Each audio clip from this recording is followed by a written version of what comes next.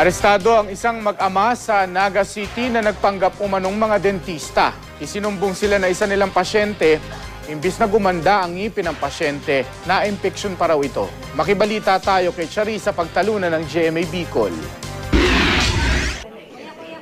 Namaga ang gilagid ng babaeng ito.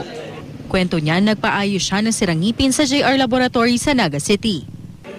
Nilagyan daw ng porcelain jacket crown ang ngipin ng babae sa presyong 3,000 piso. Ginawa raw ito ng mag-amang nagpakilalang mga dentista.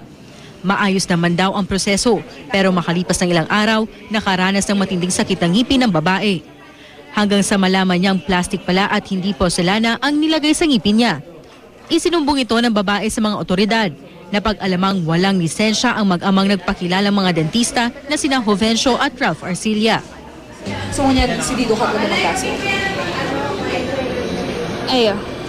Decidido ka ng kaso? Kasi grabe ng damage ang tigtawan niya sa kuya. Nadiskubre ring walang permit ang klinik ng mag-ama. Dahil sinda nag-secure ng DOH permit sa business permit. So very clearly na talagang madunong sinda, matagas, abo sinda magsunod sa legal na proseso na kinakaipuan iguaning requisitos na dapat igwa sindang consultant na dental technology sa dentista. Sinampahan na ng reklamo ang mag-ama. Tumanggi silang magbigay ng pahayag.